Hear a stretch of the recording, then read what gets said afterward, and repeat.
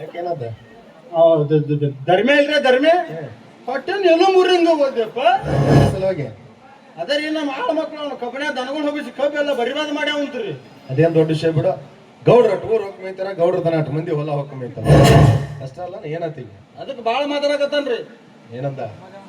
ಏನು ನಿನ್ ತಿಂಡಿ ಏನ್ ನಿನ್ ತಿಂಡಿ ಬಾಳ ಬಾಳ ಮಾತಾಡಕತ್ತಿಲ್ಲ. ಯಾಕೆ ಮಗನ ನೋಡಿಲಿ ಒಂದ್ ಹೊಡೆದ್ರ 3 ಸಲ ಸಾಯ್ತಿ. ಮತ್ತ ಸ್ವಲ್ಪ ವಿಚಾರ ಮಾಡಿ ಮಾತಾಡ ಅಷ್ಟ.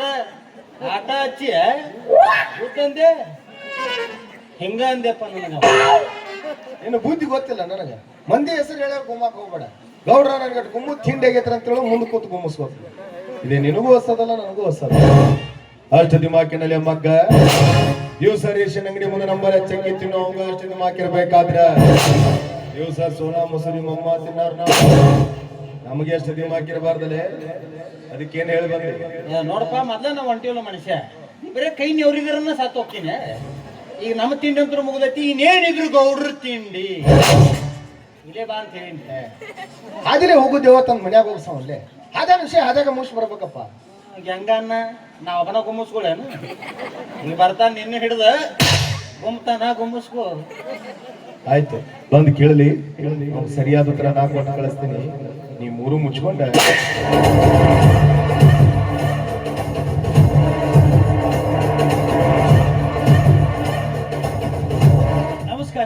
ನಮಸ್ಕಾರ ಬರಬೇಕು. ಧರ್ಮಾಪುರ ಧರ್ಮಣ್ಣವರು ಮತ್ತೇನು ಈ ಬಡವಣ ಮನೆಯವರಿಗೆ ಬಂತಲ್ಲ ಪ್ರಯಾಣ. ಯಾಕಂದ್ರೆ ಊರೊಳಗೆ ಮೊದಲೇ ಸ್ವಾಭಿಮಾನದ ವ್ಯಕ್ತಿಯಲ್ಲಿ ಬಂದ. ನನ್ನ ಮನೆ ಮುಂಭಾಗಲು ತುಳಿಬೇಕಾದ್ರ ಎಲ್ಲಾದ್ರೂ ನಿಮ್ಮ ಸ್ವಾಭಿಮಾನಕ್ಕೆ ಏನಾದ್ರೂ ಧಕ್ಕಿ ಆದೀತೀನಂತ ಕೇಳಿದೆ. ಮತ್ತೆ ಬಂದ ಕಾರಣ ಇಲ್ಲಾರ್ದ ಯಾರ ಮನೆ ಹೊರಸ ತುಳಂಗಿಲ್ರಿ ಧರ್ಮಣ್ಣ. ಈ ಮಾತ ನಿಮಗೂ ಗೊತ್ತಾಯ್ತು. ಏನಿಲ್ರಿ ದನರ, ನಿನ್ನೆ ನಿಮ್ಮ ಆಳುಗಳು ನಮ್ಮ ಹೊಲದಾಗ ದನಗಳು ಹೋಗಿಸಿ ನಿತ್ ಕಬ್ಬೆಲ್ಲ ಕಡಿಯು ಬಹಳ ಲುಕ್ಸಾನ ಮಾಡ್ಯಾರ. ಹೇ ಗೌರ್ಯ, ಪಾಪ ಬೆಳೆದ ನಿಂತ ಬೆಳೆ ಒಳಗ ದನ ಹೋಗಿಸಿ ಧರ್ಮಣ್ಣ ಕಬ್ಬೆಲ್ಲ ಬಿಡ್ರಿ, ತಪ್ಪೆಲ್ಲ ನಿಮ್ದ ಐತಿ. ಮತ್ತೇನ್ರಿ ಇಲೆಕ್ಷನ್ದಾಗ ಹಂಚ ತಂದು ದಾರ ತಂದು ಕೊಟ್ಟಾರ, ಹೋಗಿ ಹೊಲ್ದಾಗ ಇಟ್ರಿ. ಅವ ಆಳುಗಳು ಬಿಟ್ಟು ಅವನು ಹಣ್ಣಿಗೆ ಕುಡಿದು ತೈತಾಗಿ. ಧರ್ಮಣ್ಣ, ಏನೋ ನಮ್ಮ ಆಳುಗಳು ತಿಳಿಲಾರ್ದ ತಪ್ಪು ಮಾಡ್ಯಾರ. ಇನ್ನು ಮುಂದೆ ನೀನು ಹೊಲದಾಗ ಹೋಗಿಸ್ಬೇಡ ಅಂತ ಹೇಳ್ತೀನಿ. ಅಂದ್ರೆ ಏನ್ರಿ ಗೌಡ್ರ ನಿಮ್ಮ ಮಾತಿನ ಅರ್ಥ? ನನ್ನ ಹೊಲದಾಗ ಹೋಗಿಸ್ಬೇಡ್ರಿ, ಮತ್ತೊಬ್ರು ಹೊಲ ಎಲ್ಲ ಹಾಳು ಮಾಡತ್ತನ್ರಿ? ಏನೋ ಧರ್ಮಣ್ಣ ನಿನ್ನ ಮಾತು. ಈ ಊರ ಮಾಲಿಗೌಡ ಶ್ರೀಕಾಂತ್ ಗೌಡ ತಪ್ಪು ಮಾಡ್ಯಾನ, ಪಂಚಾಯತಿ ಸೇರಿಸಿ ದಂಡ ಹಾಕ್ಸ್ಬೇಕನ್ನೋ ಲೆಕ್ಕ. ಹಂಗಿದ್ರೆ ಹೇಳಿಬಿಡು, ಮತ್ತೆ ಅದು ಒಂದು ಹಾಗೆ ಹೋಗ್ಲಿ. ಯಾಕಂದ್ರೆ ಕಾನೂನು ಅನ್ನೋದು ನಿಮ್ಮಂತವ್ರ ತರಪಿನ ಐತಲ್ಲ. ನೋಡ್ರಿ ದನರ, ಕಾನೂನು ಕಚೇರಿ ಅಂತೇಳಿ ಹೋದ್ರ ಅಲ್ಲಿ ಕತ್ತಿಗೆ ಸಹಿತ ಬಾಳೆ ಮಾಡಕ್ ಆಗುದಿಲ್ಲ. ನಿಮ್ಮ ಮನಿತನ ಎಂತದ್ದು ದೊಡ್ಡ ಮನಿತನ, ಸುತ್ತ 40 ಹಳ್ಳಿಗೆ ಬೇಕಾದಂತ ಮನಿತನ. ನಿಮ್ಮ ತಾತನವರಾಗ್ಲಿ ನಿಮ್ಮ ತಂದೆಯವರಾಗ್ಲಿ ಬಹಳ ಒಳ್ಳೆ ಗುಣದವ್ರಿ. ನಮ್ಮಂತ ಬಡವರು ಯಾರ ಕಷ್ಟ ಐತಿ ಅಂತ ಬಂದ್ರೆ ಸಾಕು, ತಮ್ಮ ಹೊಟ್ಟೆಲಿ ಹುಟ್ಟಿದ ಮಕ್ಕಳಂತ ತಿಳ್ಕೊಂಡು ಸಹಾಯ ಮಾಡ್ತಿದ್ರು.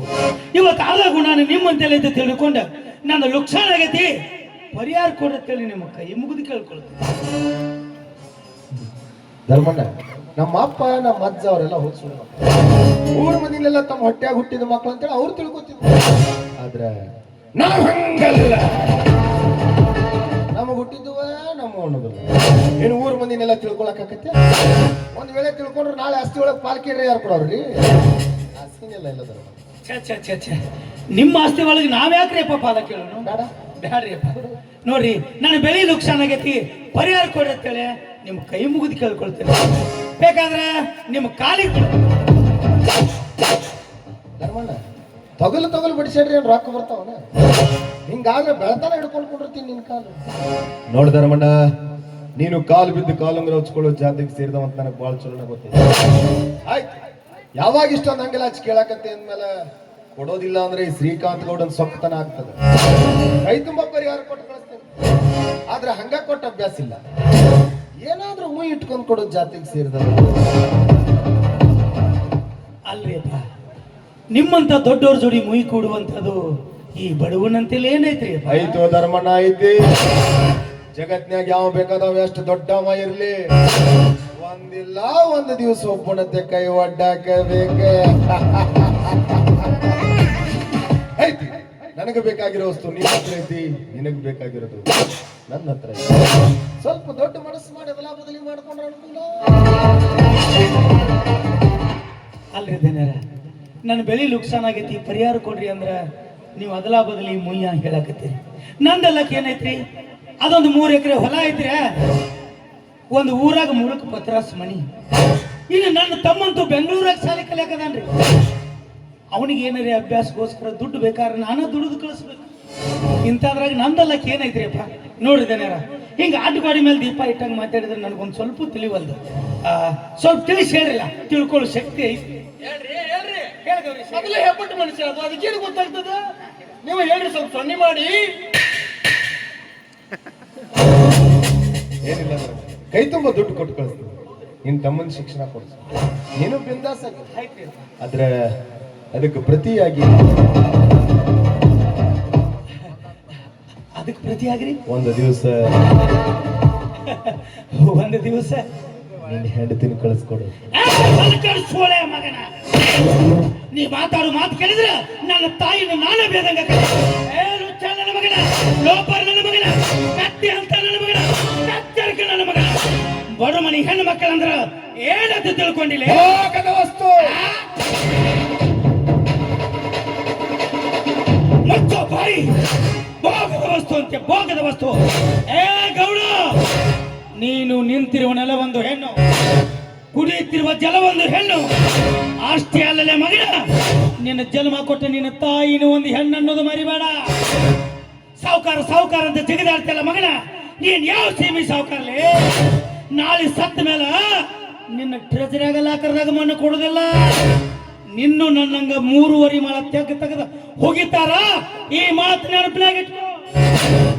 ಅಲ್ಲಲೇ ಗೌಡ, ಇಷ್ಟಕ್ಕೂ ನಿನ್ನ ಮನೆಯಾಗ ಒಬ್ಬಕ್ಕೆ ವಯಸ್ಸಿಗೆ ಬಂದ ತಂಗಿದಲ್ಲ, ಅದ ತಂಗಿನ ಯಾರಾದ್ರೂ ನಮ್ಮಂತ ಬಡವರು ಬಂದು, ಏ ಗೌಡ, ಇವತ್ತೊಂದು ದಿನ ನಿನ್ನ ತಂಗಿನ ನನ್ನ ಹಂತಿಯಲ್ಲಿ ಕಳಿಸಂದ್ರ ಆವಾಗ ನಿನಗೆ ಹಂಗಕ್ಕತ್ತೆ. ಊಟ ತಗೋತೀವಿ, ಊಟ. ನೀವು ಶ್ರೀಮಂತರು ಬೂಟ್ ತಗೋತೀರಿ, ನಾವು ರೈತರು ಮೆಟ್ಟ ಹರಿತಾವ. ನಾ ತಿಳ್ಕೊಂಡಿದ್ದೆ ಈ ಮನೆ ಒಂದು ದೇವಸ್ಥಾನ, ಈ ಮನೆ ಒಳಗೆ ನೀನು ದೇವರು ಅಂತ ತಿಳ್ಕೊಂಡಿದ್ದೆ.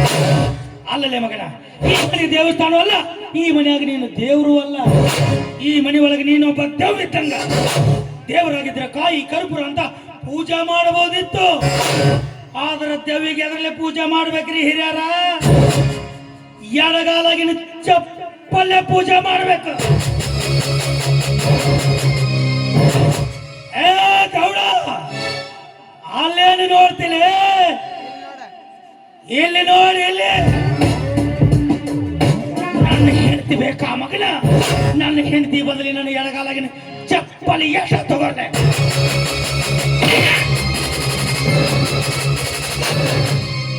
ಗೌಡ, ಈ ವಿಷಯ ಇಟ್ಟಕ ಬಿಟ್ಟೆ ಸರಿ. ಇದ ವಿಷಯ ಏನಾದ್ರೂ ಮುಂದುವರಿಸಿದ ಕರೆ ಆದ್ರ ನಿನ್ನ ರುಂಡ ಕಡಿದು ನಮ್ಮೂರಗಸಿ ಬಾಗಿಲಿಗೆ ಕಟ್ಲಿಲ್ಲ. ನನ್ನ ಹೆಸರು ಧರ್ಮಪುರದ ಧರ್ಮನೇ ಅಲ್ಲ. ಏ ಗೌಡ, ಈಗ ಒಂದು ಎಡಗಾಲಾಗಿನ ಚಪ್ಪಲ್ ಹೋಗಿದ್ದೀನಿ, ಆ ಚಪ್ಪಲಿ ನಿನ್ನ ಹತ್ರನ ಇರ್ಲಿ. ಯಾಕ ಈ ಧರ್ಮನ ಮಾತಿಗೆಲ್ಲ ಮುಟ್ಟಿ ಮುಟ್ಟಿ ನೋಡ್ಕೊಳ್ಳೋಗೋಸ್ಕರ ನಿನ್ನ ಹತ್ರ ಬಿಟ್ಟು ಹೋಗ್ತೀನಿ. ಇನ್ನೊಂದು ಬಲಗಾಲಾಗಿನ ಚಪ್ಪಲ್ ಐತಿ, ನನ್ನ ತಮ್ಮ ಬೆಂಗಳೂರಾಗ ಶಾಲೆ ಕಲಿಯಕದಾನ. ನನ್ನ ತಮ್ಮನಿಗೆ ಈ ವಿಷಯ ಏನಾದ್ರೂ ಗೊತ್ತಾದ್ರ ಮಗನ, ನಿನ್ನ ಗಂಟ್ಲ ಕಡಿದು ಕುಡಿದು ಬಿಡ್ತಾನ.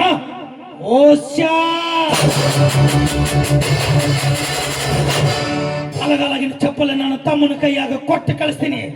ಅದ ಚಪ್ಪಲಲ್ಲಿ ನಿನ್ನ ಮಾರಿಗೆ ಹೊಡೆದ ಬುದ್ಧಿ ಕಲಿಸ್ತಾನ.